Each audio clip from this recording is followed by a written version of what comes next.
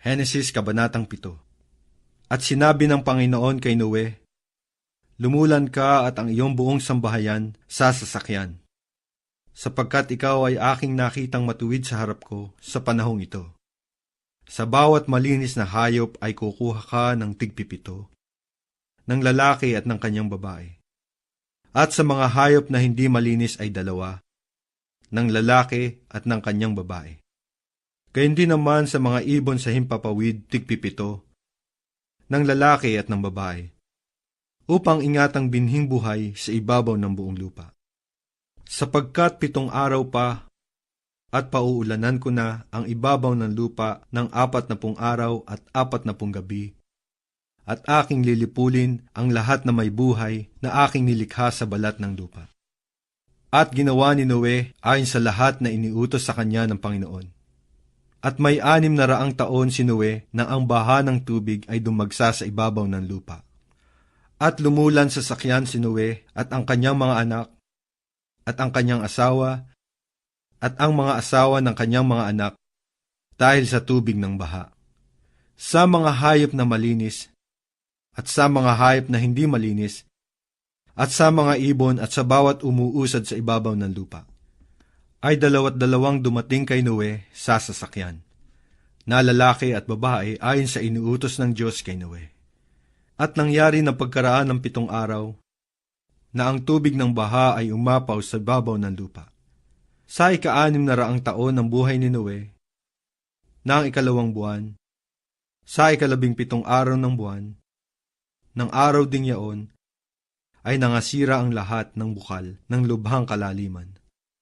At ang mga durungawan ng langit ay nabuksan. At umulan sa ibabaw ng lupa ng 40 araw at 40 gabi. Nang araw ding yaon ay lumulan sa sasakyan si Noe, at si Shem at si Sham at si Japet, na mga anak ni Noe, at ang asawa ni Noe at ang 3 asawa ng kanyang mga anak na kasama nila. Sila at ang bawat hayop gubat ayon sa kani-kanilang uri, at lahat ng hayop na maamo ayon sa kani-kanilang uri, at bawat umuusad sa ibabaw ng lupa ayon sa kani-kanilang uri, at bawat ibon ayon sa kani-kanilang uri, lahat ng sari-saring ibon. At nagsidating kay Noe sa sasakyan ng 2 ang lahat ng hayop na may hinga ng buhay. At ang mga nagsilulan ay lumulang lalaki at babae, ng lahat na laman, gaya ng iniutos sa kanya ng Diyos, at kinulong siya ng Panginoon. At tumagal ang baha ng 40 araw sa ibabaw ng lupa. At lumaki ang tubig at lumutang ang sasakyan, at nataas sa ibabaw ng lupa. At dumagsa ang tubig at lumaking mainam sa ibabaw ng lupa. At lumutang ang sasakyan sa ibabaw ng tubig. At dumagsang lubha ang tubig sa ibabaw ng lupa. At inapawan ang lahat ng mataas na bundok na nasa silong ng buong langit. 15 siko ang lalim na idinigsa ng tubig. At inapawan ang mga bundok. At namatay ang lahat na lamang gumagalaw sa ibabaw ng lupa. Ang mga ibon at gayon din ang hayop. At ang mga hayop gubat. At ang bawat nagsisiusad na umuusad sa ibabaw ng lupa. At ang bawat tao.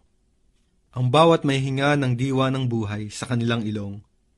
Lahat na nasa lupang tuyo ay namatay. At nilipol ang bawat may buhay na nasa ibabaw ng lupa. Ang tao at gayon din ang hayop. At ang mga umuusad at ang mga ibon sa himpapawid. At sila'y nalipol sa lupa. At ang natira lamang ay si Noe at ang mga kasama niya sa sasakyan. At tumagal ang tubig sa ibabaw ng lupa ng 150 araw.